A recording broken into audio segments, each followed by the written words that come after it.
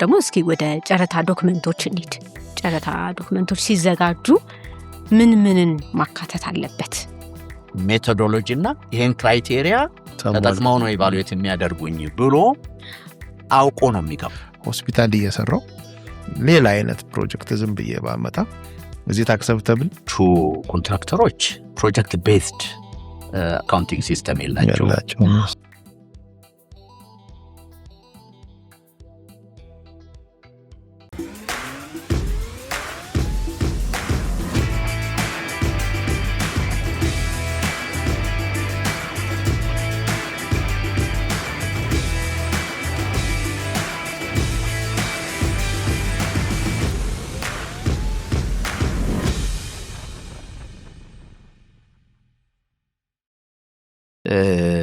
ኮምፒቲቲቭ የሆነ ዋጋ ለማግኘት የግዢ ህጉን ተከትለን በዛ ሁኔታ ውስጥ ማለፍ ይጠበቅብናል ማለት ነው።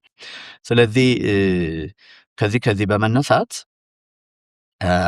እነዚህን መርሆች በመከተል በተለይ በግልጽ ጨረታ ሄደን መግዛቱ ይመረጣል። አሁን ለወርክስ ነው ግልጽ ጨረታ፣ ለጉርስ ነው ግልጽ ጨረታ የምንለው።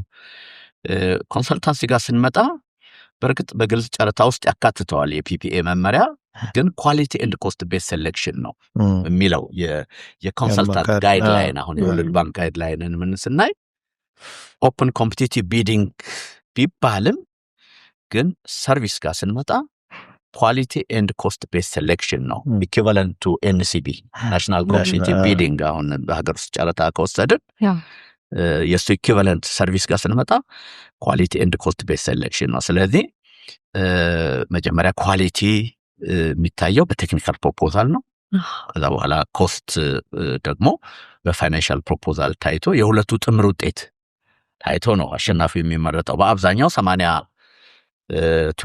80-20 ነው ማለት ቴክኒካል ፕሮፖዛል 80 ዌይት ይኖረዋል፣ ፋይናንሻሉ 20 ዌይት ይኖረዋል እና የሁለቱ ጥምር ውጤት ነው አሸናፊውን። ያው ትልቅ ያመጣው በልክ እንደ አካዳሚክ ግሬድ ነው። ትልቅ ያመጣው አንደኛ ይሆናል፣ ፈርስት ራንክድ ይሆናል፣ እሱ አሸናፊ ይሆናል። ስለዚህ ከዚህ አኳያ ትክክለኛ ዋጋ ለማግኘት ሁሉንም ደግሞ ግብር ከፋይ እና ሊወዳደር የሚችል ሁሉ እና ፍላጎት ያለው ሁሉ እንዲወዳደር መድረኩን ለማዘጋጀት እነዚህን የመሳሰሉ ምክንያቶች ተወስደው በጨረታ ሂደት ውስጥ መሄዱን ይመረጣል። አለበለዚያ የተወሰኑ ብቻ ፌቨርድ ሆነው ስራ ያገኛሉ፣ ሌሎቹ ስራ ላይ ያገኛሉ። እኔ ለምሳሌ አንድ ኢንቨስተር ብሆን እኔ የማውቀውን ወንድሜን ብቻ እየቀጠርኩ ሌሎቹ ላይ ወዳደሩ ይችላሉ ማለት ነው። በነገራችን ላይ አሁን ፕራይቬት ሴክተሩ ላይ ይሄን ህግ ኢንፎርስ የሚያደርግ ህግ የለም ማለት እነሱ አሁን ልክ አሁን እንዳነሳው ጥያቄ ኋይ ጨረታ ብለው የሚሄዱ ናቸው። እንዴት እንደሚመጡ አናቅም። በራሳቸው ያው በኔጎሺዬሽን በምን አድርገው ነው ወይም ራሳቸው ይሰሩ ይሆናል። ይሄን የሚቆጣጠረው እንግዲህ ባለስልጣን ምናልባት ዲቴል ሄዶ ሊቆጣጠራቸው ይገባል ባይለኝ። ዞሮ ዞሮ የመንግስትም ይሁን የግል ድርጅቶች የሚሰሯቸው ስራዎች የመንግስት እንትኖች ናቸው፣ የህዝብ ሀብቶች ናቸው፣ የሀገር ሀብቶች ናቸው። ስለዚህ አንድ ወጥ የሆነ በአንድ ወጥ ህግ ጥላ ስር ቢተዳደሩ ጥሩ ነው ብዬ እኔ አስባለሁ። አዎ ትክክል ነው። ግለሰብም በትውውቅና በሪኮመንዴሽን ብቻ ከሚያሰራ ለሱም ኦፖርቹኒቲውን ያሰፋለታል። ቀደም እንዳሉት ምርጫ ይኖረዋል። ያ አንድ ወጥ የሆነ ለፕራይቬት እና ለመንግስት ተብሎ ሪኳየርመንቶች መለያየት ይቻልና ግን አንድ ወጥ የሆነ ሲስተም ቢኖረው የተሻለ ይሆናል፣ ለሁሉም ይጠቅማል። ኢቭን ኮንሰልታንቶቹም አንድ ኮንሰልታንት ብቻ አንዳንድ ፕሮጀክቶች ተመሳሳይ የሚሆኑበት ምክንያት እሱ የተለመደ አንድ ሲዝናል የሆነ ኮንሰልታንት ይኖራል፣ ሁሉም ሰው ሄዶ እዛ ያሰራል፣ ተመሳሳይ ነገሮች ይኖራሉ። ግን ይሄ የጨረታ ነገሩ ቢኖር የሚሳተፈውም ሲበዛ የምናያቸውን ነገሮች ይበዛሉ። ሶ ግሉ ጋር ቢመጣ ይሄ ነገር አስገዳጅም ቢሆን የተሻለ ይሆናል። እኔ እንደ ሐሳብ ነው። ትክክል ነሽ። አሁን ለምሳሌ እንደዚህ ወደ ኋላ ሄደን ቀደም ባሉት አመታት ቢዲኢ የመንግስት ኮንሰልታንት ሆኖ በሚሰሩበት የግል ኮንሰልታንቶች ደግሞ በጣም ጥቂት በነበሩበት ጊዜ ለምን ነበረ በጣም ቦክስ የሆኑ ህንጻዎች ነበሩ የምናየው። ማለቴ ወጥ የሆነ ባህር ዳርም ሄደን ጅማም ሄደን ጋምቤላም ሄደን አንድ አይነት ስታንዳርድ ህንጻ እናያለን። ክሬቲቪቲ የሌለበት ከቦታው ጋራ ተጣጥሞ መሰራት ያለበት ነገር ሳይሰራ እናያለን። አሁን ደግሞ በጣም ብዙ እንትኖች እናያለን፣ ብዙ የክሬቲቪቲ እንትኖች እናያለንና ነባር አርኪቴክቶች አንድ ጊዜ ቪዲዮ ውስጥ የነበረ አሁን በህይወት የለም፣ በጣም ትልቅ አርኪቴክት ትልልቆቹን በዛ ጊዜ የተሰሩ ዲዛይኖች የሰራ ሰው ነው፣ አርኪቴክት ነው እና ስሙን ባልጠራውም ኤርትራ ሄደው ነበረ። ከዛ ከብዙ ዓመት በኋላ መጣና ሲያይ አዲስ አበባ ተለውጣለች። ምን ስትሰራ ነበረ አለ። ምን ስትሰራ ነበር እኛ አለ። እሱ እኮ የታወቀ አርኪቴክት ዌል ኖን ስሙን ብጠራ ታውቁታላችሁ። እና ስለዚህ ይሄ ክሬቲቪቲን የተለያዩ እንትኖችን ማግኘት የምንችለው ልዩ ልዩ አክተሮች እንዲሳተፉ ስናደርግ ነው የሚለው ኢምፖርታንት ነው ለማለት ነው። እሺ አሁን ደግሞ እስኪ ወደ ጨረታ ዶክመንቶች እንሂድ። ጨረታ ዶክመንቶች ሲዘጋጁ ምን ምንን ማካተት አለበት? ቴክኒካሉ ላይ፣ ፋይናንሻሉ ላይ ምን የሚጫረተው አካል ምን ነገሮችን በትክክል ማካተት አለበት? አንዳንድ ጊዜ ደግሞ እዚህ ጋር አያይዘው እንዲያነሱልኝ ፈልገው ኮንሰልታንቱ ያላዘጋጃቸው ዶክመንቶች ሊኖሩ ይችላሉ።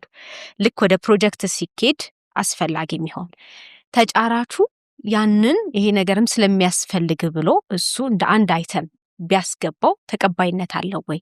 ይሄንን አሁን በምሳሌ እንትን ባደርግ ብዙ ጊዜ የተለመደው የሴፍቲ ኢሹዎችን ኮንትራክት ላይ አይካተቱም።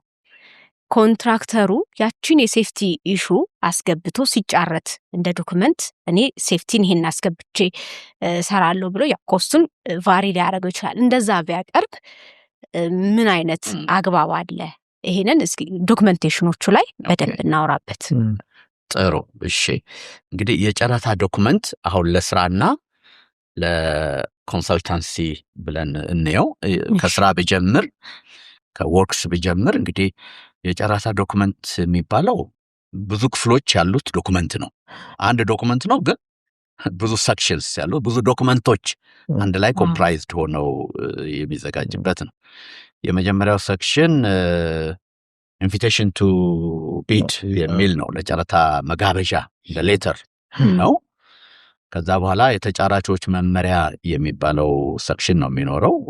ኢንስትራክሽን ቱ ቢደርስ ተጫራቾች በዚህ ጨረታ ውስጥ ሲገቡ ዋጋ ሲሰጡ በኋላም ደግሞ ስራቸውን በሚሰሩበት ጊዜ ምን ታሳቢ አድርገው ዋጋ መስጠት እንዳለባቸው፣ ወደ ጨረታ መግባት እንዳለባቸው ስሙ እንደሚገልጸው ኢንስትራክሽን ኤንድ ኢንፎርሜሽን ነው ኢንፋክት መባል ያለበት። ኢንስትራክሽን ብቻ አይደለም። እዛ ውስጥ አሁን ስናይ ዝርዝሩን ኢንስትራክሽንም አለው ኢንፎርሜሽንም አለው። ኢንስትራክሽን ኤንድ ኢንፎርሜሽን ቱ ኮንትራክተርስ ነው የመጀመሪያው። እሱ የተወሰኑ አርቲክሎች አሉት። እሱን ክሊርሊ ተጫራቾች ዋጋ ከመስጠታቸው በፊት በደንብ አይተውት ነው መግባት ያለባቸው። ግን ብዙዎቹ ስንቶቹ እንደሚያዩት እርግጠኛ አይደለሁም። ቀጥሎ ያለው የሱ ሰከንድ ፓርት ነው። ልክ በኋላ ጀነራል ኮንዲሽን እና ስፔሻል ኮንዲሽን ጋር እንመጣለን። የኢንስትራክሽን ቱ ቢደርስ ስፔሻል ኢንስትራክሽን ቱ ቢደርስ ቢድ ዳታ ሺት ይሉታል። ኢንስትራክሽን ቱ ቢደርስ ስታንዳርድ ዶክመንት ነው። የትኛውም ጨረታ ላይ ሲወጣ ኢትዮጵያ ውስጥ እስካለን ድረስ ያ ኢንስትራክሽን ቱ ቢደርስ እንትን ነው ስታንዳርድ። ነገር ግን ከፕሮጀክት ቱ ፕሮጀክት ሊለያይ የሚችል ፕሮጀክት ስፔሲፊክ የሆኑ ነገሮች የሚገቡበት ቢድ ዳታ ሺት አለ። ቢድ ዳታ ሺቱ የተወሰኑ ኢንስትራክሽን ቱ ቢደርስ ውስጥ የተገለጹ አንቀጾች ለዚህ ፓርቲኩለር ፕሮጀክት አሁን ጨረታ ላይ ላለ ፕሮጀክት ይሄ ማለት ይሄ ነው ተብሎ ስፔሲፋይ የሚደረግበት ስፔሻል ኮንዲሽኑ የሚገባበት ነው ማለት ነው። ከዛ ቀጥሎ እንደ ኢቫሉዌሽን ክራይቴሪያ ኤንድ ሜቶዶሎጂ የሚል አለ። ተጫራቹ ይሄንን ክፍል እኔ ስወዳደር የምመረጠው ላሸንፍ የምችለው በዚህ ወንፊት ውስጥ አለፌ ነው፣ በዚህ ኢቫሉዌሽን ሜቶዶሎጂ እና ይሄን ክራይቴሪያ ተጠቅመው ነው ኢቫሉዌት የሚያደርጉኝ ብሎ አውቆ ነው የሚገባው ማለት ነው። ስለዚህ በኋላ ብሎ ኮምፕሌንት በጭፍን ማንሳት አይችልም። ከዛ ውጪ ከተሄደ ብቻ ነው ኮምፕሌንት ማንሳት ያለበት እና ክራይቴሪያው ሜቶዶሎጂው ተቀምጧል። ቴክኒካል ሪኳየርመንት አለ ምን ማሟላት እንዳለበት። ከዛ በኋላ ደግሞ የፋይናንሻል ሪኳየርመንቱ አለ። ስለዚህ ያንን አንብቦ መግባት አለበት። ከዛ በኋላ ይሄ ሼጁል ኦፍ ሪኳየርመንት የሚባለው ወይም ደግሞ ይሄ ቢል ኦፍ ኳንቲቲው የሚገባበት አሁን ለስራ ቴክኒካል ስፔሲፊኬሽኑ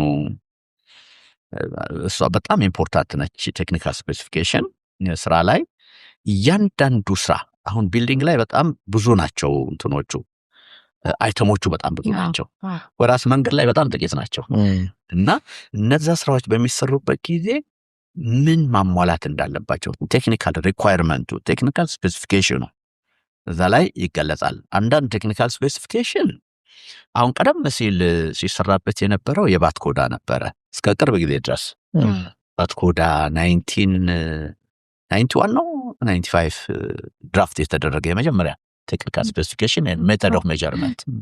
ሜጀርመንቱ በኋላ በምንሰራበት ጊዜ ለምሳሌ ቁፋሮ ስትሰራ ወርኪንግ ስፔስ ምን ያህል መተው እንዳለበት ዝም ብሎ ውልቅቅ አድርጎ ቆፍሮ ይያዝልኝ ቢል አይያዝልኝም። ወርኪንግ ስፔስ እዛ ላይ ሜተድ ኦፍ ሜጀርመንቱ ያንን ኳንቲፋይ ለማድረግ ይረዳል። ቴክኒካል ስፔሲፊኬሽኑ ደግሞ ጥራቱ በምን ደረጃ እያንዳንዱ ማቴሪያሉን ፕላስ የወርኪንግ ሜቶዶሎጂው ይህን መጠን ይይዛል።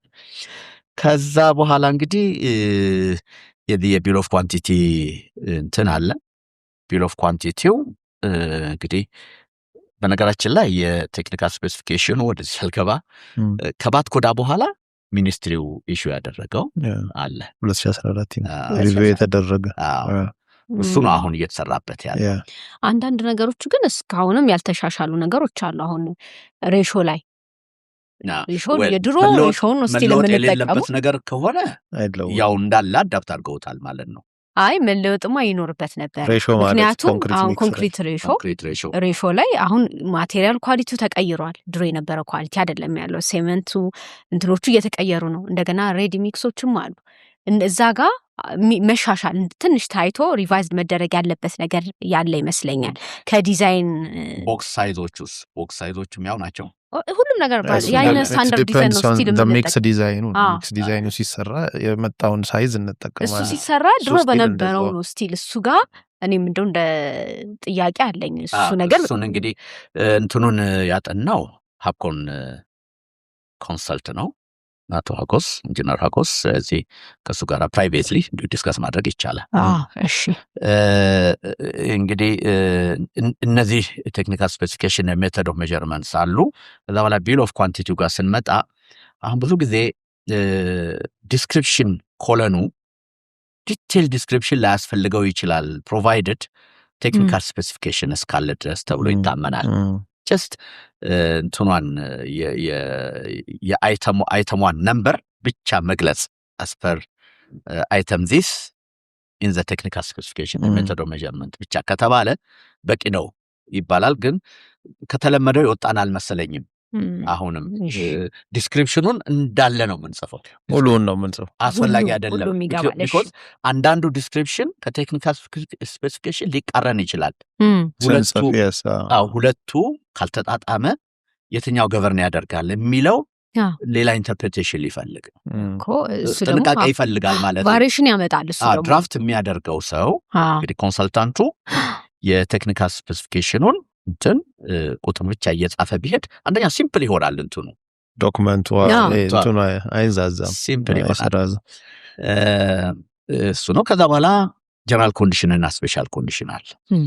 ጀነራል ኮንዲሽኑ ልክ እንደ ኢንስትራክሽን ቱ ቢደርስ አይለወጥም፣ ስታንዳርድ ዶክመንት ነው።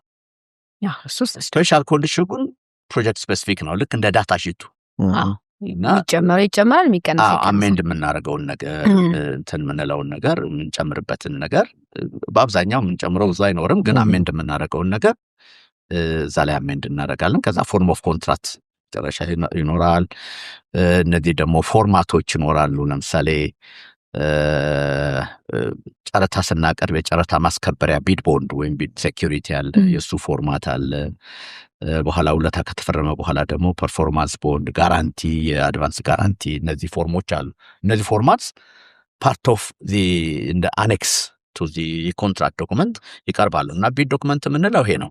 ቅድም ያነሳሽው ጨረታ ውስጥ አሁን የሴፍቲ ጉዳይ በጣም ኢምፖርታንት ነው። ከእንትኑ ከሲግኒፊካንሱ አንጻር በጣም ኢምፖርታንት እንደሆነ በተለያየ መድረክ ላይ ተነስቶ እሱም ደግሞ አንድ እንትን ተዘጋጅቶለታል፣ ኮድ ተዘጋጅቶለታል።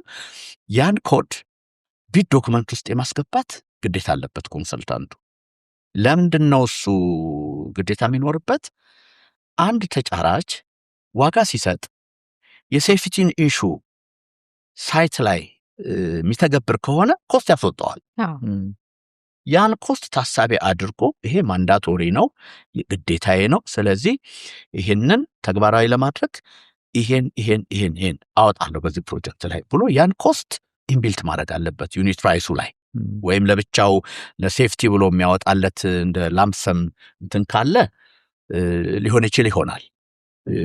ደዝንት ማተር ለብቻውም ካስቀመጠ ግን ዋጋ ግን መስጠት ይኖርበታል። ዋጋ ባልሰጠበት ሁኔታ ቢድ ዶክመንቱም ላይ በሌለ ሁኔታ ስራው በሚሰራበት ጊዜ ኮንሰልታንቱ ይሄን ተግብር ቢለው ኦኬ ተገብራለሁ፣ ኢንስትራክሽን መቀበል ግዴታው ስለሆነ፣ ግን ኮስቴ ይሄ ነው ይላል። ኮስቱን ደግሞ አፕሩቭ ማድረግ ግዴታ አለበት ኮንሰልታንቱ። አይ ይሄ ግዴታ ነው ብሎ በጭፍን ሊያዛው አይችልም። መጀመሪያ ቢድ ዶክመንት ውስጥ አስገብቶ ዋጋ እንዲተክል ማድረግ ነበረበት። ይሄን ከረሳ ኮንሰልታንቱ በኋላ ዋጋውን ማጽደቅ ደግሞ የሱ እንትን ነው ግዴታ ይሆናል እንጂ ያ ማለት ጨረታው ላይ ባያስገባው ኮንትራክተሩ ፕሮጀክቱ ላይ ሰርቶ ፔመንት መጠየቅ ይችላል ማለት ነው። ዝም ብሎ ያለ ትዕዛዝ እሱንም ይችላል። ምንድነው የሚያደርገው? ግን ዝም ብሎ አይደለም የሚሰራው። እንግዲህ እዚህ ደረጃ ከደረሰ ኮንትራክተሩ ከኮንሰልታንቱ የተሻለ እውቀት አለው ማለት ነው። ሆነን ለምናምን የተሻለ ግንዛቤ አለው ማለት ነው። የተሻለ ግንዛቤ አለው ማለት ነው። ስለዚህ ልብ አድርግ ሚስተር ኮንሰልታንት፣ ኮዱ ይሄንን ይላል፣ ደግሞም ኃላፊነት አለብኝ ሴፍቲ እንትን ለማስገባት ቢድ ዶክመንት ውስጥ አላስገባኸውም፣ ስለዚህ ይሄንን ተገብራለሁ፣ ስለዚህ ዋጋ ለዚህ ይሄን ያህል ሰጣለሁ ብሎ ማስገባት ይኖርበታል። ከዛ በኋላ አላስገባም የለም መጀመሪያውንም ይሄ ያንተ ግዴታ ነው ሊለው ይችላል እየገምታለሁ። ዲፔንድስ ኦን ዘ አዌርነስ ኦፍ ዘ ኮንሰልታንት፣ ወይም ደግሞ ኮንሰልታንቱ የራሱን ጥፋትም አንዳንድ ጊዜ መዋጥ ይከብደዋል። እንግዲህ እኔም ኮንሰልታንት ስለሆንኩ ይከብደውና ኮንትራክተርን የመጫን ዝንባሌ ማስገደድ ነገር ይመጣል። የተለመደው ነገር ይሄን ትክክል አይደለም በፍጹም። በሌሎች ምሾች ማንሳት እንችላለን፣ ትክክል አይደለም። ስለዚህ ይሄ እንግዲህ የዲስፒዩት ኢሹ ይሆናል ማለት ነው። በኋላ እሱ መስራት አለበት። እየሰራ ልባንክ ጠይቃለሁ እያለ ይቀጥላል። አይ አላቅም ቢልም በኮንትራታቸው ፕሮቪዥን መሰረት ወደሚቀጥለው ሌቨል ይሄዳል እያሳወቀ። ስራውን ግን መስራት አለበት።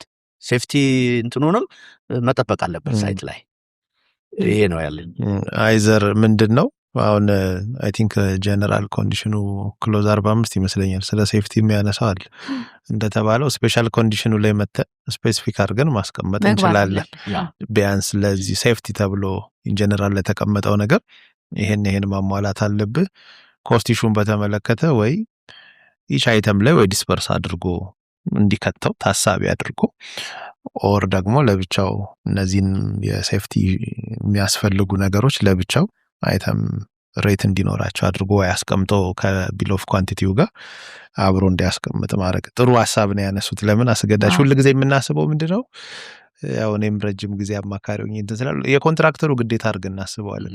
ሩሙን ሳንሰጠው ወይ እንትን ሳናደርግ ያው እዛ ጀነራል ኮንዲሽኑ ላይ ስፔሲፊክ 45 42 ወር 45 ላይ ስላለ ብቻ ያው ማሟላት አለበት ይላል ኮንትራክተሩ። ግን ኮስት አለው፣ በጣም ብዙ ኮስት ነው ያለው፣ ቀላል አይደለም። በዛ ላይ ሳይት ተጀምሮ እስኪያልቅ ፓርቲሲፔት የሚያደርገው ይሄ ስኪልድም አንስኪልድም እንትኑ ብዙ ነው።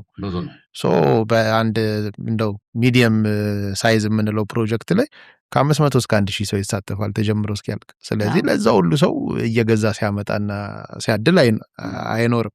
ክላይንቱም ደግሞ ማወቅ አለበት። ማለት ስታንዳርድ ነው፣ ኮድ ነው። ስለዚህ እነዚህ አይነት ነገሮች ሲሰሩ የሀገሪቱ ህግ ሴፍቲውን በጠበቀ መልኩ የሰውንም የኢንቫይሮንመንቱንም የመስሪያ ቦታውንም ሁሉም ነገር መጠበቅ መቻል አለበት።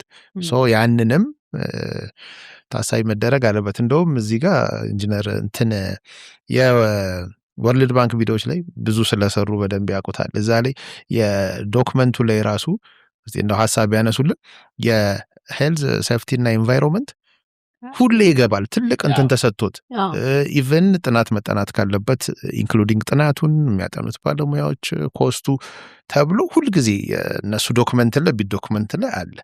ያን ነገር እዚህ ጋር እንትን ማድረጉ ሜቢ አንዳንዴ አንድ ህንፃ ለመስራት የምን ኢንቫይሮንመንት ሜቢ ምንድነው የኢንቫይሮንመንታል ኢምፓክት አናሊሲስ ኦር ዋትኤቨር ሌሎች ነገሮች ማጥናት ኦር ላይኖር ይችላል። ግን ቢያንስ ሰርቶ ማምጣቱ ግዴታ የሚሆንበት ነገር አለ። እስቲ ከሱ ጋር ቢያነሱልን በደንብ እርሶ የወርልድ ባንክ ላይ በደንብ ኤክሰርሳይዝ ስላደረጉት የነበረውን ሂደት። አሁን አንተ እንዳልከው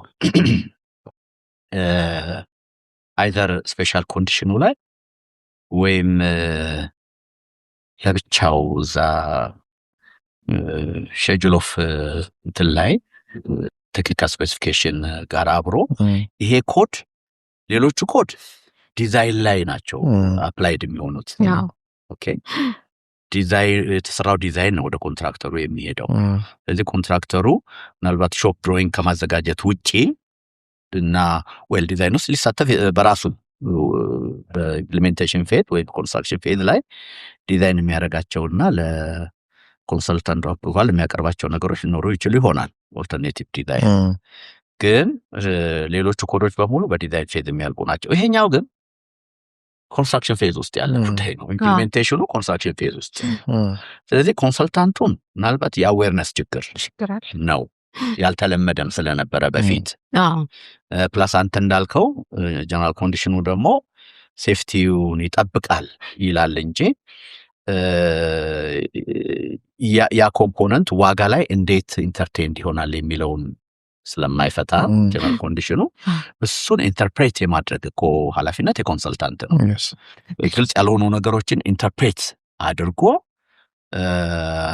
ውድ ዶክመንት ውስጥ አስገብቶ ኮንትራክተሩ ዋጋ እንዲሰጥ የማድረጉ ነገር አስፈላጊ ነው።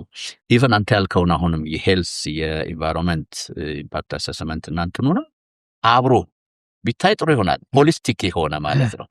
ሴፍቲዋ ብቻ ሳትሆን እነዚህም ነገሮች አሴ ፓኬጅ ተዘጋጅተው ሰሚት ማድረግ አለበት የሚለውን ነገር ቢያስገባ ጥሩ ይሆናል የሚለውን አይ ቲንክ ሪዝናልፎ ይሻላል። አይ አሁን ምንድነው ህጉ ላይ አሁን ህግ ሆኖ አዋጁ ተሻሽሎ የሴፍቲን ኢንቫይሮንመንትን ካካተተው ኮንትራታችን ላይ ምኛ አሁን ትንሽ አጀስት ማድረግ አለብን። አሁን የተለመደው ነገር ኮንሰልታንቱ ጋር ወጥ የሆነ አንድ የተዘጋጀ ዶክመንት አለ ኮንትራት የሚዘጋጀው አዛች ላይ ትንሽ መሻሻያ ነገር እየተደረገ ነው እየተጠቀምንበት ያለ ነው።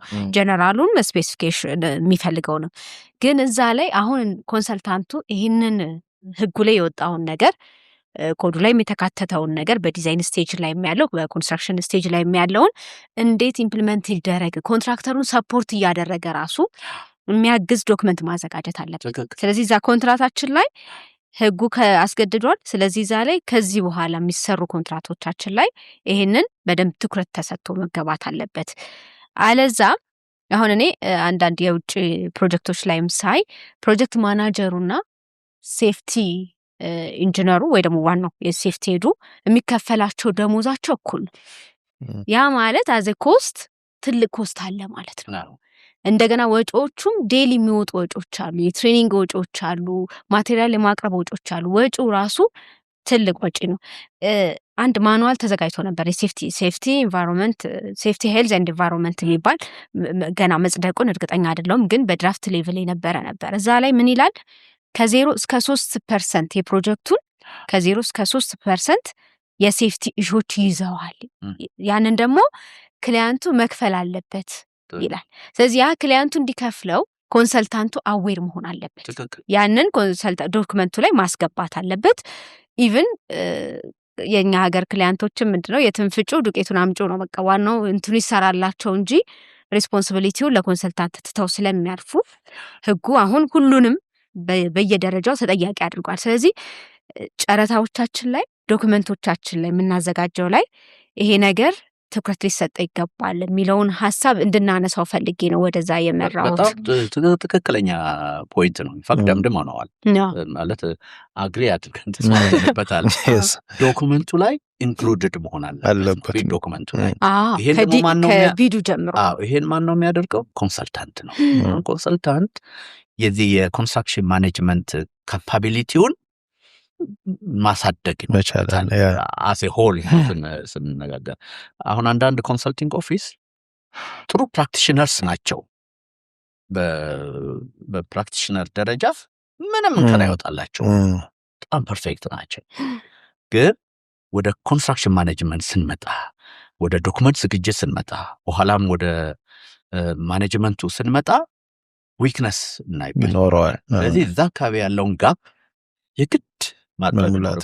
ስለዚህ ደግሞ ሁሉ ነገር ዶክመንቱ ወሳኝ ነው። በኋላም እኮ ለሚኖረው የዚህ የዲስፒዩት ኢሹ የኮምፕሌንት ኢሹ በሙሉ ጥርት ያለ ቢድ ዶክመንት እና ኮንትራክት ዶክመንት በኋላ ካለን በቃ ብዙ ነገር ሶልቭ እናደርጋለን። ደግሞ እዚህ ቢድ ዶክመንቱ ላይ ወይም ደግሞ በኋላም ኮንትራክት ዶክመንቱ ላይ ከሌለኮ እንበላንቺ እንዳልሽው 3% ኮስት ቢያደርግ ይህን 3% በኋላ ኮንሰልታንቱ የግድ ኮንሰልታንት ማነው ኮንትራክተሩ ሴፍቲውን ማስጠበቅ ስላለበት 3% አጸድቅለታለሁ ቢል የበጀት እኮ ሊመጣ ነው። የቬሪዬሽን ኢሹ ሊመጣ ነው። እንግዲህ ቬሪዬሽን መቼም አንዱ ምን አንሳው ሊሆን ይችላል እየገምታለሁና ቬሪዬሽን ከዛ ባለቤቱ ለመጀመሪያ ይሄ ያልተነገረኝም በጀቴን አስተካክል ነበረ ሊል ይችላል። እንደዚህ አይነት ነገሮች እንዳይመጡ መጀመሪያ ጥርት ያለ ነገር ቢዘጋጅ ቬሪዬሽን መቼም ቶታሊ ዜሮ ይሁን ባንልም ሚኒማል ማድረግ ይቻላል። ጥሩ እንግዲህ አሁን ከዚህ የፕሮኪውርመንቱ ፓርት የቢድ ዶክመንት የሆኑትን አካሎች ለማንሳት ሞክረናል። ብዙ ጊዜ ኢሹም ከሚያስነሱብን ኦር አንዳንድ ጊዜ ወደ አርጊውመንትም ከሚከቱን ሀሳቦች የተወሰኑትን ላንሳና እስቲ በሱ ላይ ያሉትን ነገሮች ብናነሳ። ከዚህ ቢድ ዳታ ሺት ላይ አሁን ጀነራል ኤክስፒሪየንስ አለን፣ ስፔሲፊክ ኤክስፒሪየንስ አለ፣ ተርኖቨር አለ ማሟላት ያለባቸው ተብሎ የሚቀመጠውና ብዙ ጊዜ ስፔሲፊክ ኤክስፒሪየንስ ላይ ሪኳየርመንት ሆኖ ሲቀመጥ ተወዳዳሪው ማሟልቶ መምጣት አለበት ብለን የምናስቀምጠው የፕሮጀክት አይነት ላይ እዛ ጋር አንድ ተርም አለ፣ ሲሚላር ኢን ኔቸር ኤንድ ኮምፕሌክሲቲ የሚል ተርም አለ። በእርግጥ ዲፋይን ያደርገዋል፣ የፊዲክም ላይ ዲፋይን ተደርገዋል፣ የወርልድ ባንክ እንትንም ላይ የእኛም ላይ ያለው የፒፒኦም ላይ ዲፋይን ያደርገዋል። ግን እንዴት ነው አንደርስታንድ የምናደርገው? ለምሳሌ ሆስፒታል ፕሮጀክት ላሰራ ወይም የሆነ ትልቅ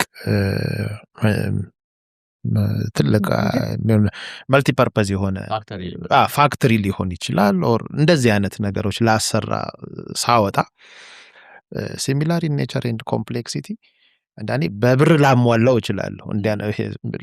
ከገንዘብ አንጻር የተቀመጠውን ተርኖቨሪ ሊሞላ ይችላል። ወይም አንድ ፕሮጀክት ይሄን ያህል ብር የሰራ፣ ሁለት ፕሮጀክት ይሄን ያህል ብር የሰራ ሲባል የኔ አንድ ፕሮጀክት ያን ያህል ብር ሊሆን ይችላል፣ ወይም ሁለቱ ፕሮጀክቴ በድምር ያን ያህል ሊመጣ ይችላል። ግን የፕሮጀክቱ ታይፕ ሪሊ ኮንሲደር መጻፍ ስለማይችል ነው በቃ እቺ ነች ተጽፋ የምታልፈውና ሆስፒታል እየሰራው ሌላ አይነት ፕሮጀክት ዝም ብዬ ባመጣ እዚህ ታክሰብተብል ማለት እንዴት ነው መረዳት ያለብን? ሁሌ እንትን የሚፈጥር ነገር ስለሆነ ያ ልክ ነው። በተለይ በፕሪኳሊፊኬሽንም ላይ ይሁን በኳሊፊኬሽን ሪኳየርመንቶች ላይ እነዚህ አንተ አሁን የጠቀስካቸው ይነሳሉ። ባይ ዘ ዌይ ኢቫሉዌሽን ውስጥ ስትመጣ እንደ ኢቫሉዌሽን ኮሚቴ ሜምበር ሆነ ስትመጣ መጻፉ ቀላል ነው። አሁን እንደዚህ ያሉ ነገሮች መጻፉ ቀላል ነው። ግን እንዴት ነው ኢቫሉዌት ማደርገው የሚለው አንዳንዴም ፖይንትም ይሰጣል። እያንዳንዱ ስፕሊት አድርጎም ይሰጣል። ለምሳሌ ኤክስፒሪየንስ ሁለት ቦታ ይከፈላል፣ ጀነራል እና ስፔሲፊክ። ጀነራሉ ችግር የለም ኢንዱስትሪ በአጠቃላይ የሰራቸው ስራዎች የቆየበት ጊዜ ስለሆነ በሙሉ የሰራቸው ስራዎች ቫሊድ ናቸው። ስፔሲፊክ ዋጋ ስንመጣ ግን አሁን ብዙ ጊዜ የሚነሳው ምንድን ነው ለአዲስ ኮንትራክተሮች ወይም ከዚህ በፊት ሰርተው ለማያውቁ እንደዚህ መሰል ፕሮጀክቶች ሁልጊዜ ኤክስክሉድ የሚያደርግ ነው። ሩም አይሰጥም፣ ኤክስክሉድ ያደርጋል። ስለዚህ አንደኛ ወይቷ እንትኗ ስኮሯ በጣም ትንሽ ትሁን። ብዙ ጊዜ ከ0 እስከ 10 ወይም 5 እንደዚህ የሚሰጠው ወይ በጣም ትንሽ ትሁን። ለዚህ ደግሞ እንደ መድኃኒት የሚወሰደው ምንድን ነው ትልልቅ ኮንትራክተሮች ትንንሾቹን እና አዳዲሶቹን እንደ ሰብ ኮንትራክተር እያደረጉ ኢንጌጅ ቢያደርጓቸው አንደኛ ኤክስፔሪየንስ ሼሪንግ አለ፣ ቴክኖሎጂ እና የእውቀት ሽግግር ይኖራል። ስለዚህ ወደፊት ሁሉም እንደ እኩል ባይሆንም እንኳን ስፔሲፊክ ኤክስፔሪየንሳቸው በተወሰነ ደረጃ ኤክስፔሪየንስ ጌን እያደረጉ ይሄዳሉ የሚል እንደ ሶሉሽን ፕሮፖዝድ እንደሆነ ነገር አለ። ግን እንግዲህ ምንድን ነው የፕሮጀክቱ ኔቸር ስፔሻል እንትን ይፈልጋል ማለት አሁን ሆስፒታል ከሆነ ይሄ እንትኑ አይደለም ማለት ቢልዲንጉ ይሄ ስትራክቸሩ ፓርት ማንም ሊሰራው ይችላል።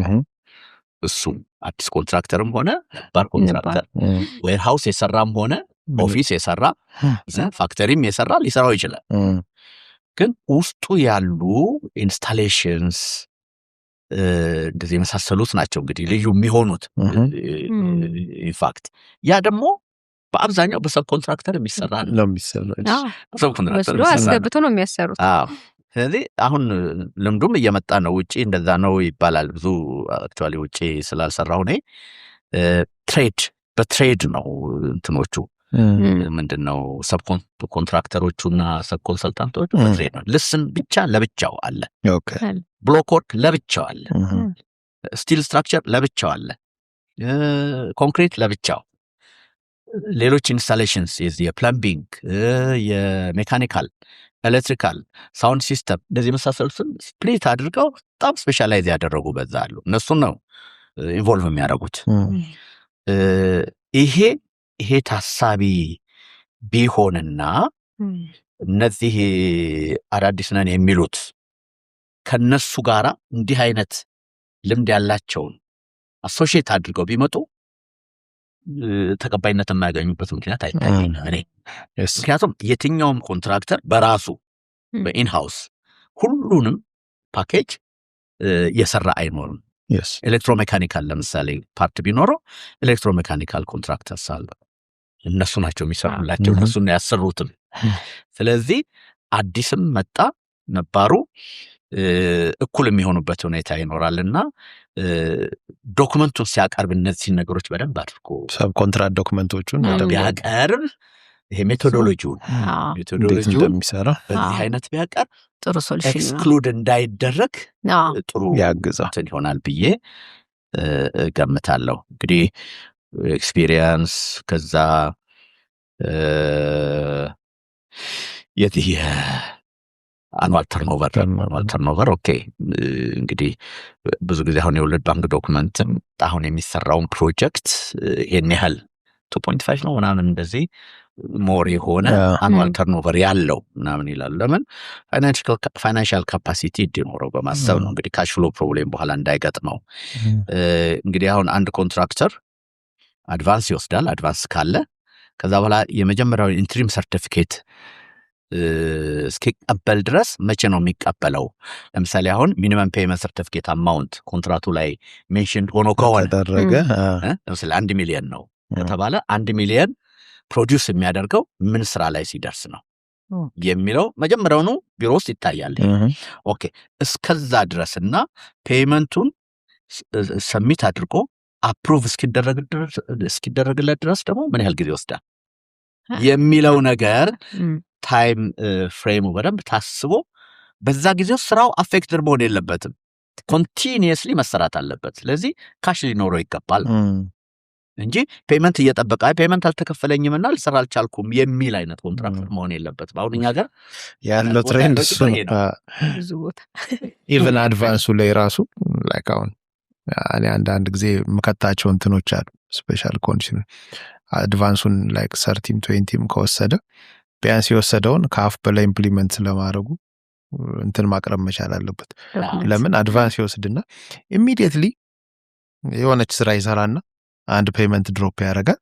ከዛ አሁን የተባለው ክፍያ አልተከፈለኝም ይላል። ግን የወሰደውን አድቫንስ 10%ን 20%ንም አልተጠቀመበትም። ከዛ ግን ፔመንት በዚህ ጋር ያመጣና ያው የፔመንት ክሎዝም ስላለ ሪኩዌስት ባረገ በዚህ ጊዜ ከፈለው ምናምን የሚል ነገር ስላለ ያቺን እንደ ምክንያት ያደርግና እንትን ያደርጋልና አንዳንድ ጊዜ እሱም ነገር እንትን መደረግ አለበት። በአጠቃላይ እኛ ጋር ያለው ከዚህ ከፔመንት ጋር ያለው ነገር አብዛኞቹ ኮንትራክተሮች ፕሮጀክት ቤዝድ አካውንቲንግ ሲስተም የላቸው። ሁሉም ማለት አይደለም፣ አብዛኞቹ በተለይ ወደ ታች ያሉት የላቸውም። ከፕሮጀክት ኤ ክፍያ ሲከፈላቸው ፕሮጀክት ሲ ላይ ነው የሚያጠፉት። እንደውም በጣም ሲወራ ሰምቻለሁ፣ ምን ያህል እውነት እንደሆነ ባላቅም በጣም ሰብረው ይገቡና አድቫንስ ለማግኘት ሊስት ቢደር ሆነው ይገቡና ከዚህ አድቫንስ ወስደው የገቡበትና አድቫንስ የወሰዱበት ምክንያት ያኛውን ለመጨረስ እዛ ጋር ያለውን ነገር ለማከም ነው። እንደዛ አይነት አሬንጅመንት ሁሉ አለ which is very bad። ስለዚህ እንዲህ አይነቱን ነገር ኦቨርካም ለማድረግ ምንድነው አንዳንድ መስሪያ ቤቶች የሚያደርጉት ይሄ ጆይንት አካውንት ሲስተም በኮንትራክተር ተወካይና በባለቤት ተወካይ በጣምራ ፊርማ የሚንቀሳቀስ በፕሮጀክቱ ስም አካውንት ይከፍታል ኮንትራክተሩ። ኤራ ላይ በጣም ይሄ የታወቀ አሰራር ነው። ምክንያቱም መንገድ ላይ የፕሮጀክት ኮስት በጣም ትልቅ ነው እንደምታውቁት። ለምሳሌ አድቫንስ 20% ተሰጠው ማለት ይህን ሚሊየንስ ነው፣ ይህን 100 ሚሊየንስም ሊሆን ይችላል። እና ያን ገንዘብ በቀጥታ ወደ ኪሱ ወይም ወደ ካዝናው ከሚያደርግ ጀስት እሱን ያለመታመን ጉዳይ አይደለም፣ ግን ፕሮቴክትም ከማድረግ አንጻር ነው። ፕሮጀክቱንም ፕሮቴክት ከማድረግም አንጻር ነው። ስለዚህ ምን ይደረጋል? በጆይንት አካውንት እንዲከፍት ይደረጋል። ከዛ በኋላ ዲስፐርስመንት ሼጁሉ ለኮንሰልታንት ያቀርባል። ለምሳሌ አንድ ክፍያ ሲጠይቅ ለምን ፐርፐስ እንደሚያውለው ከሚገዛ ከሆነ ማሽነሪ ሞቢላይዝ የሚያደርግ ከሆነ ለሌበር የሚከፈል ከሆነ ሌላም ደግሞ እንግዲህ ትንሽ የተወሰነች 10% ምናምን ደግሞ ለራሱ እንደው ሁሉንም ኮንትሮል እናርግ ባንለው በራሱ ደግሞ የሚያወጣቸው ኦቨርሄድ ምናምን ሊኖሩ ይችላሉ። አሲስ የዳይሬክት ኮስት ኮምፖነንቱን ኮንትሮል እንዲሆን ዲስፐርስመንት ሼጁሉን ለኮንሰልታንት ያቀርባል። ከዛ በኋላ ኦኬ እነዚህ ልክ ነው፣ ይሄን ያህል ያወጣል፣ ስለዚህ ይለቀቅለት ይላል። ከዛ በኋላ ከጆይንት አካውንቱ በሁለቱ ጣምራ ፊርማ ያ ገንዘብ ወጪ ይሆናል። ከዛ በኋላ ያ ዲስፐርስመንት ሼጁሉን ደግሞ እንደ ሞኒተሪንግ ቱል ኮንሰልታንቱ ይጠቀምበታል። ኦኬ ቅድም አንተ እንዳልከው ይሄን ገዝተሃል ወይ ይሄን አቅርበሃል ወይ እያለ ሞኒተር ያደርጋል። ያን እዛ ላይ ካላዋለ የሚቀጥለው ፔመንት አይለቀቅለትም ማለት ነው። ይሄ ምን ያደርጋል? አንደኛ ፕሮጀክቱ ስሙዝሊ በሼጁሉ መሰረት እንዲሄድ ያደርጋል። አንድ ሁለተኛ ኮንትራክተሩንም ፕሮቴክት ያደርጋል። በቃ አንዳንዱ እኮ ያትርፍ አያትርፍም እንኳን ላያቅ ይችላል ከዛ ፕሮጀክት አንዳንድ ኮንትራክተር። ስለዚህ በሼጁሉ መሰረት ፕሮጀክቱ ሄዶ መልካም ስም ይዞ ኮንትራክተሩ እንዲያልቅ ይደረግለታል ማለት ነው። የኔ ደግሞ ጥያቄ አሁን ኢንጂነር ይሄ ሊስት ቢደር የሚባለው ነገር የተለመደው ነገር አለ በፊት የመጣው የነበረው እና አሁን ግን ያው ተሻሽሏል። ፒፒኤ ላይም የተሻሻሉ ነገሮች አሉና ፋይናንሻል ዶክመንቱም ታይቶ ከዛ ከዶክመንቱ ይነሳና ሊስት ቢደር ተብሎ ይመረጣል የነበረው። እሱ ላይ ትንሽ የሚያወዛግብም ነገር ስላለ ሲጀመር ነገር ይሄ ሊስት ቢደር የሚባለው ነገር ምንድን ነው? እንዴትስ ነው አሁን ዝቅተኛ ዋጋ ያቀረበ አሸናፊ ይሆናል ማለት ቅድምም አንስተነዋል። ሪዝነብል ዋጋ ነው ወይንስ ዝቅተኛ ማለት የትኛው ነው የሚለውን ነገር እንደው ለሁሉም ግልጽ በሚሆን መንገድ ብናወራው። አሁን ሪቫይዝድ የተደረገውንም 2025 ላይ ሪቫይዝድ የተደረገውንም ፒፒኤንም አይተን እሱ ላይ ብናወራበት። እሺ እንግዲህ ሊስት ቢደር የሚለው እንዲሁ ከቋንቋው ብቻ ብንነሳ ሊስት ቢደር በቃ ዝቅተኛ የሰጠ ለማለት ነው። ዋጋ ብቻ ከተወዳዳሪዎቹ ሁሉ ዝቅተኛ የሰጠ ሊስት ቢደር ተብሎ ሊሰየም ይችላል። ግን በዚህ በጨረታው ሂደት ከዚህ በፊትም ሲሰራበት ከነበረው አሁንም ደግሞ ፒፒኤ ካሻሻለው ብንነሳ ሊስት ቢደር ነበረ ወይ የሚመረጠው የሚለውን ማንሳቱ ጥሩ ነው። ከበፊቱ እንደው ታሪካዊ ዳራውን ባነሳ ለምሳሌ ቅድም እንዳልኩት ባትጎዳ የሚባለው መስሪያ ቤት በነበረ ጊዜ ፕላስ ኦር ማይነስ 20% ኦፍ ዘ ኢንጂነርስ ኤስቲሜት የሚለው እንደ መነሻ ይቆጠር ነበር። እንግዲህ ኢንጂነርስ ኤስቲሜት በኮንሰልታንቱ ይዘጋጃል። ይሄ ኢንጂነርስ ኤስቲሜት በሚስጥር መጠበቅ አለበት ተብሎ ነበር በጊዜው የሚታመነው እና የሚወሰነው። በቃ ምክንያቱም ሊክ ካደረገ ኮንትራክተሮቹ ከዛ ያቺ ፕላስ ኦር ማይነስ የምትለዋል 20% ይዙና ምንም ኤክሰርሳይዝ ሳያረጉ ብሬክዳውን ሳይሰሩ ወደ ማይነስ 20% ዝቅተኛውን መጥተው ይሰጣሉ የሚል ፍራቻ ነበረ።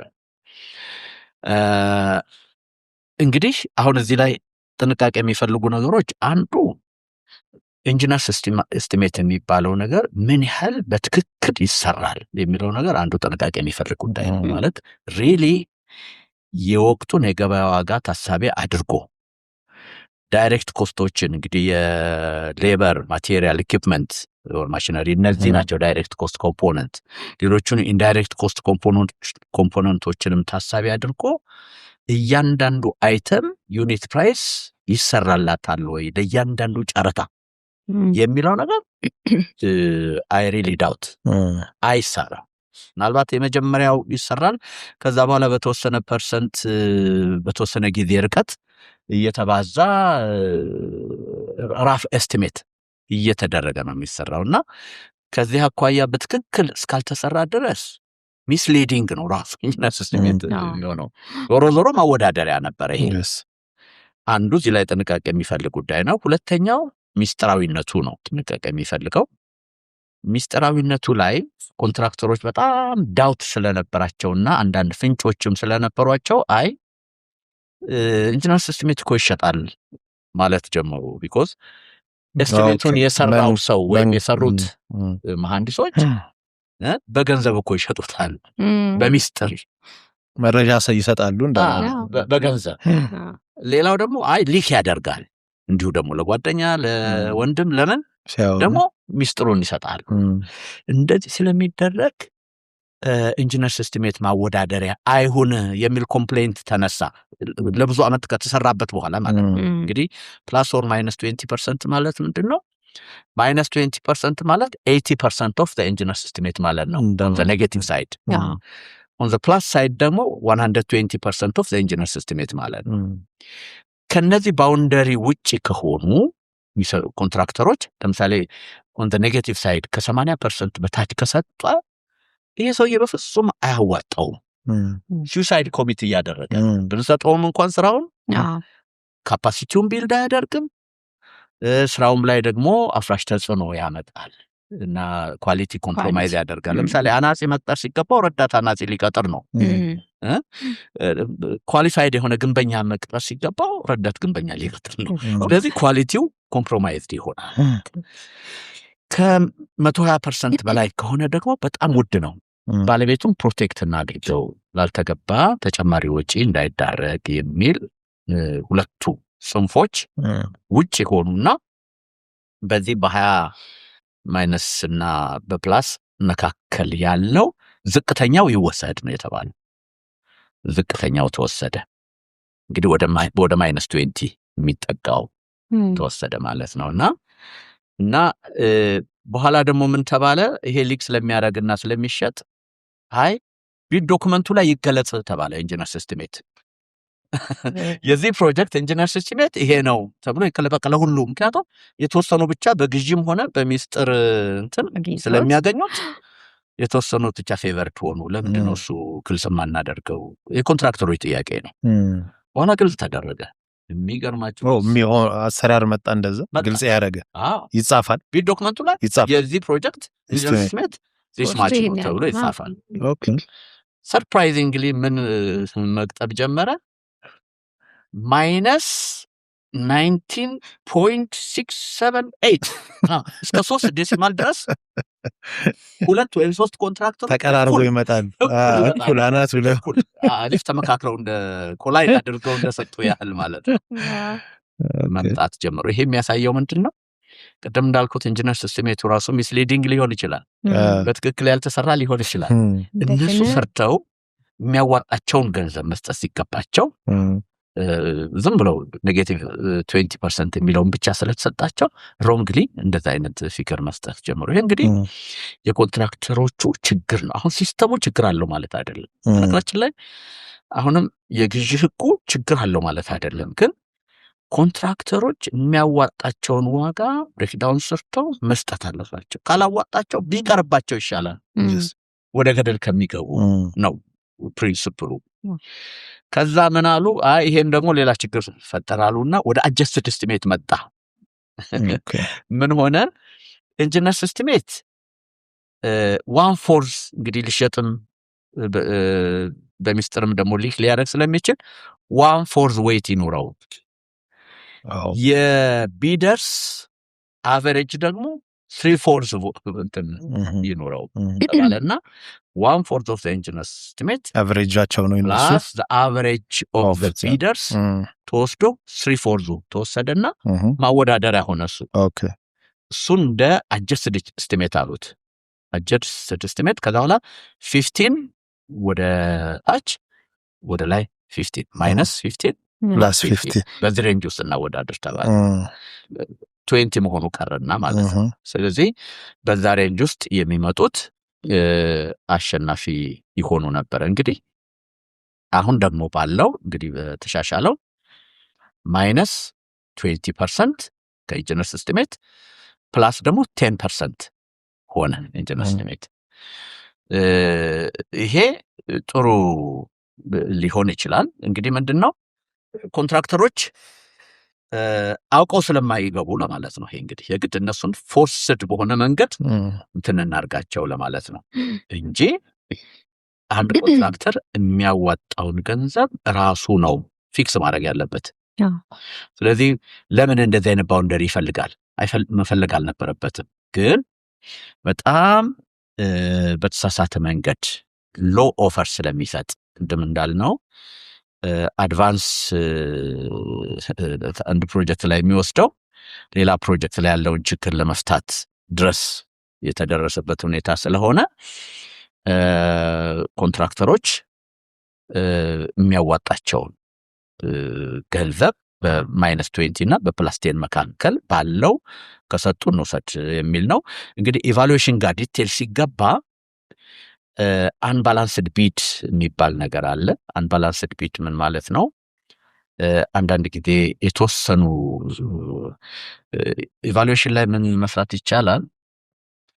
ቢል ኦፍ ኳንቲቲውን ስፔሲፊኬሽን ኤንድ ቢል ኦፍ ኳንቲቲውን በሙሉ የአይተሞቹን መዘርጋት ነው። ከዛ በኋላ ኮንትራክተር የኢንጂነርስ ኤስቲሜት አለ፣ መጀመሪያ ኳንቲቲውም አለ፣ ኢንጂነርስ ዩኒት ሬት አለ። ከዛ ኮንትራክተር 1 ኮንትራክተር 2 ኮንትራክተር 3 እየተባለ እና ዲቪዬሽን ፍሮም ዘ ኢንጂነርስ ኤስቲሜት እየተባለ እያንዳንዱ አይተም ቢሰራ የቱ ጋር ሃይ ፕራይስ እንደሰጠ የቱ ጋር ደግሞ ሎው ፕራይስ እንደሰጠ በደንብ ይታያል። ስለዚህ አንባላንስድ ቢድ ከሆነ አንዳንዱ ጋር በጣም ከፍተኛ ይሰጣል፣ አንዳንዱ ጋር ሎው ይሰጣል። ሌላው ደግሞ ፍሮንት ሎድድ የሚባል ነገር አለ። ወደ መጀመሪያው የስራ አይነቶች ላይ ከፍተኛ ዋጋ ይሰጣሉ አንዳንድ ኮንትራክተሮች ኢንቴንሽናሊ። ለምሳሌ እርዝ ወርክ ላይ እንበል ከፍተኛ በጣም የተጋነነ ዋጋ ይሰጡና ፊኒሺንግ ወርክ ላይ በጣም ትንሽ ደግሞ ይሰጣሉ። አሁን ይሄንን የምታየው የት ነው? ኢቫሉዌሽን ላይ ነው። ቅድም ባልኩት ስፕሬድሺት በደንብ ከተሰራ እያንዳንዱ አይተም ላይ ከኢንጂነርስ ኤስቲሜት ዲቪዬሽኑ ስንት ይሆናል? ለምሳሌ 20% ድረስ ኦኬ ቶለሬት እናድርገው ልንል እንችላለን። ማይነስ ከ20% በታች እያንዳንዱ አይተም ማለት ነው። ፕላስ ከ10% በላይ እየሄደ ሲሄድ እያንዳንዱ አይተም ላይ ዊል ሲ ፍሮንት ሎድድ ከሆነ ይሄ ሰውዬ መጀመሪያ ላይ ገንዘቡን ላፍ አድርጎ ሊጠፋ ብሎ መውሰድ ይቻላል በኢቫሉዌሽን ላይ።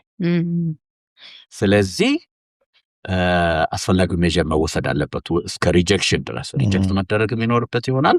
አለበለዚያም ደግሞ አይ ዶንት ኖ ፐርፎርማንስ ቦርዱ ላይ ምናልባት ወይም ቅድም ባልነው አይነት ገንዘቡን ኮንትሮል የምናደርግበት ጆይንት አካውንት ሲስተም በዛ ክፍያ እሱ ኪስ እንዳይገባ አድርጎ ገንዘቡን ሞኒተር እያደረጉ እንዲያወጣ የሚደረግበት ሁኔታ ሁሉ መፍጠር ይቻላል ማለት ነው። ግን አሁን ባለው የፒፒኤ እንትን ገንዘብ ብቻ አይደለም የሚታየው። አሁን ሊስት ቢደር የምንለው ገንዘብ ብቻ ሲታይ ነው፣ በገንዘብ ብቻ ሲወዳደር ነው አንድ ኮንትራክተር ነው። የቴክኒካል ኮምፖነንቱ ቴክኒካል ኢቫሉዌሽን ካለ እንግዲህ ቴክኒካል ኢቫሉዌሽን ወይም ቴክኒካል ሪኳየርመንቱን ኮምፕላይ አድርጎ ነው ወደ ፋይናንስ የሚመጣው። ቴክኒካሊ ኮምፕላይ ካላደረገ ሪኳየርመንቱን ካላሟላ ወደ ፋይናንስ አይኬድም። ስለዚህ የትክክለኛው ስያሜ ምንድነው? ሊስት ቢደር ሳይሆን the responsive lowest evaluated bidder አይነት ነው። አንደኛ ለቢዲንግ ኮንዲሽኑ ሪስፖንሲቭ ነው። ሁለተኛ ኢቫሉዌትድ ቢድ ነው እንጂ እንትን ያየነው ሊስት ቢድ አይደለም ያየነው፣ ገንዘብ ብቻ አይደለም ያየነው። ስለዚህ ቅድም ያነሳቸው ለፕሪኳሊፊኬሽንም ለኳሊፊኬሽን ሪኳየርመንትም ያሉትን ክራይቴሪያዎች በዝርዝር ታይቶ እነዛን ካሟላ ብቻ ነው በገንዘብ ትንሽ ከሆነ የሚወሰደው። እቃም ላይ እንደዛው ነው። በነገራችን ላይ ቅድምም ብየዋለሁ፣ ቴክኒካል ስፔሲፊኬሽኑ ካላሟላ ፋይናንሱ የፈለገውን ያህል ሎ ቢሆን አይመረጥም። በቃ ወዳቂ ነው፣ ነን ኮምፕላይ ተብሎ ነው በቃ ነው። ኮንሰልታንሲ ላይ አሁን ስንመጣ 2080 ቅድም ያልኩት ኳሊቲ ኤንድ ኮስት ቤስ ሴሌክሽን ከወሰድን 80% የቴክኒካል ሼር ነው። በአብዛኛው እንግዲህ ከፕራክቲስ ያየሁት ነገር እኔ ምንድን ነው ቴክኒካል ኢቫሉዌሽን ላይ በጣም ተቀራራቢ ነው ውጤቱ። ለምሳሌ ኤክስፒሪየንስ ላይ ተቀራራቢ ነው፣ አፕሮች ኤንድ ሜቶዶሎጂ ላይ ተቀራራቢ ነው፣ ኪ ፐርሶኔል ላይ ተቀራራቢ ነው፣ ፓርቲሲፔሽን ባይ ናሽናል የሚላል እሱም ላይ ተቀራራቢ ነው። እና የአንድ ወይ የሁለት ነው ግፋ ቢል 3 ልዩነት ቢኖር ነው በፖይንት ተመቶ ማለት ነው። ወደ 80 ስቀይረው ደግሞ ያንሳል። ስለዚህ ፋይናንሱ ላይ ሎ የሰጠው 20 out of 20 ነው የሚሰጠው አውቶማቲካሊ እንደምታውቁት። እና ፋይናንሱ ነው በቃ ገቨርኒንግ ፋክተር ፋይናንስ ይሆናል። ዛትስ ዋይ ሎስት እንትን ነው እዚህም ላይ እኮ የሚመረጠው ይባላል። ግን ሂሳቡ ብቻ ወይም ገንዘቡ ብቻ ፋይናንሻል ፕሮፖዛሉ ብቻ ስለሆነ የማይታየው ሊስት ቢደር የሚለው ነገር ተደጋፊ ኔሚንግ አይደለም። ኮንሰልታንሲ ላይ አሁን ሊስት ኮስት ሴሌክሽን ሜተድ አለ በራሱ እንደ አንድ ሜተድ 6 ሜተዶች ናቸው ያሉት የሴሌክሽን ሜተድ። ከዛ ውስጥ አንዱ ሊስት ኮስት ሴሌክሽን ሜተድ ይላል። ሊስት ኮስት ሴሌክሽን ሜተድ ምንድነው? ሚኒመም 70% ማለፊያ ነው ለሁሉ ሜተዶች። ያን 70% አቴን ያደረገ ኮንሰልታንት ከ70 የሚያገኝ 99 የሚያገኝ አልፏል፣ ኳሊፋይድ ነው ያን ስራ ለመስራት። ስለዚህ ሂሳቡ ነው የሚታየው። ከዛ በኋላ አይደመሩም፣ ቴክኒካል እና ፋይናንሻሉ አይደመሩም፣ ፋይናንስ እና ቴክኒኩ አይደመሩም። ምክንያቱም ሜተዱ ሊስት ኮስት ሴሌክሽን ሜተድ ነው እና በፋይናንስ ዝቅተኛ የሆነው ቴክኒካሊ አልፏል፣ ቴክኒካሊ ካለፈ በኋላ ነው። ስለዚህ ሊስት ኦፈር የሰጠው አሸናፊ ይሆናል። ስለዚህ ኔሚንጉ ሚስሊዲንግ ነው። ሊስት ኮስት የሚለው ነገር ሚስሊዲንግ ነው። ቴክኒካል ሪኳየርመንቶቹን ካሟላ በኋላ ነው በፋይናንስ ሎው የሰጠው አሸናፊ የሚሆነው። ግን እንደው ዝቅተኛ ዋጋ ሰጥቼ ልለፍ የሚለው ኮንሰፕት ራሱ ከኮንሰልታንትም ሆነ ከኮንትራክተር አእምሮ መውጣት ያለበት ነገር ነው። የሚያዋጣኝን ነው መስጠት ያለብኝ። ብሬክዳውን ሰርቼ ከዚህ ፕሮጀክት ወይም ከዚህ አሳይመንት ምን ያህል ፕሮፊት አገኛለሁ የሚለውን አስልቶ በእውቀት መግባት ይኖርበታል የሚል ሐሳብ ነው ያለኝ። ጥሩ። እዚህ ጋር እንትን ላንሳና ያው ከእንትናችን ትንሽ ወጣ ቢልም እርሶም የኮንሰልቲንጉ ስራ ላይ ስለሆነ ያሉት በብዛት የዲዛይን ስራ የማማከርም ስራ የምንሰራባቸው የኮንሰልቲንግ ዋጋዎች በውድድርም ይሁን በምን የምናገኛቸው በኢንተርናሽናል ትሬንድ ካለው ይሄኛ በጣም ዝቅተኛ። እሱን ነገር እንዴት ያዩታል? እንደው ስሩ ኤክስፒሪየንስም ካዩት ከገጠሙት ነገር ለምን ብዙ ጊዜ በውድድርም በምንም በዛ ዋጋ ሊሰራ የሚችል አይደለም። ያ ደግሞ ምን ሮንግ የሆነ ነገር ክሬት አድርጓል። የፕራይቬት ክሊያንቱም ሌላም ሰው ዲዛይን ስራልኝ ብሎ ሲቀርብ ወይ የሆነ ነገር ስራልኝ ብሎ ሲመጣ ምን ኢሜጅ ክሬት አድርጎበታል። የምትሰጭ ኦፈር በቃ ትልቅ ብር ለዲዛይን ማውጣትን ትክክል ማለት በትንሽ ብር መሰራት እንደሚችል ሮንግ የሆነ ኢሜጅ ሰጥቷል ብዬ አስባለሁ። እና እሱ ነገር እስቲ እንደው ከገጠሞት ልምድ አንጻር አይ ትክክል ነው። ይሄ የኢትዮጵያ አማካሪ መሐንዲሶችና አርኪቴክቶች ማህበር ለረጅም ጊዜ በጣም ለረጅም ጊዜ ምናልባት 20-30 ዓመት በፊት ጀምሮ የዚህ የፊ ጉዳይ መስተካከል አለበት ብሎ ለሚመለከተው የመንግስት አካል ለሚኒስቴር መስሪያ ቤቱ፣ ጠቅላይ ሚኒስትር ጽሕፈት ቤት በተለያየ ደረጃ ሲያቀርበው የነበረ ጉዳይ ነው። በጣም ለረጅም ጊዜ ሲንከባለል ቆይቶ አሁን በቅርብ አይ ቲንክ ላስት ይር የኢትዮጵያ ኮንስትራክሽን ማኔጅመንት ኢንስቲትዩት በባለቤትነት ወስዶት ኮንሰልት የኢትዮጵያ አማካሪ መሐንዲሶችና አርኪቴክቶች ማህበር ነበር በባለቤትነት ሲያጠናም የነበረው።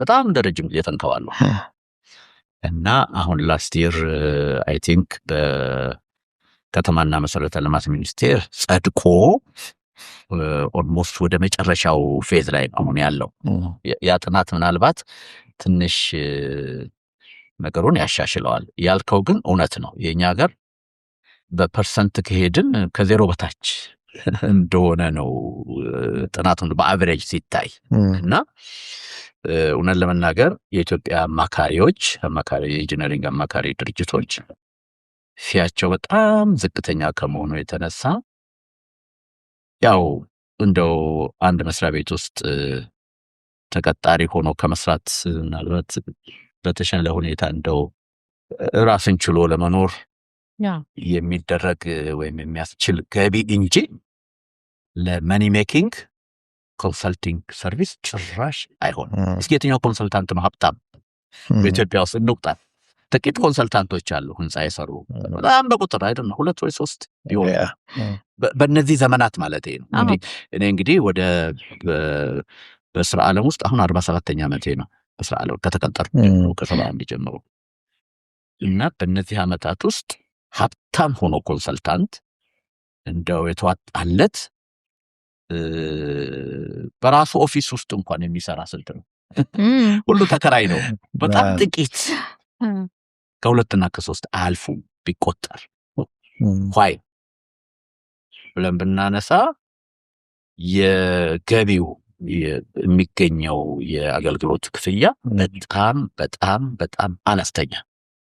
በዚህ ቅድም ባልኩት በጥናት ውስጥ አጥኚዎቹም አንዱ ሀኮም ነበር ያጠናው ይህንን ጉዳይና ሀጎስ የጎረቤት ሀገሮችንም ሰርቬይ አድርጓል። ኬንያ፣ ሌሎችንም የሳውዝ አፍሪካ፣ ሌሎች በእኛም እኩያ ያሉ የኤዥያ ሀገሮች እንደዚህ እና በጣም ዝቅተኛ ነው የኛ። አሁን እንግዲህ የጥናት ምናልባት ከጸደቀ እና ተግባራዊ ከሆነ ትንሽ አንሰራራት ይቻል ይሆናል በተወሰነ ደረጃ እንጂ በጣም ዝቅተኛ ነው። አንዳንድ ጊዜ ለምን ተቀጥረን አንሰራም የሚሉ ኮንሰልታንቶች አሉ። አሁንማ የሰብሲስታንስ በፊት ለመኒ ሜኪንግ አይሆንም ነው። አሁን ለሰብሲስታንስም እያሳሰበ ነው። ስራዎች እንትን እያሉ ያሉ እንደሚታሰቡ ያሉ በጨረታ ለምሳሌ ማስታወቂያ እየወጣላቸው ጨረታ ውስጥ በጨረታ ፕሮሰስ ውስጥ የሚያልፉ ስራዎች በጣም ጥቂቶች ናቸው። ብዙ ኮንሰልታንቶች ምናልባትም የዘጉም ሊኖሩ ይችላሉ። አለበለዚያም እንዲሁ እየተንገታገቱ ለሰብሲስታንስ ያህል ብቻ የሚሆኑ ናቸው አብዛኞቹ።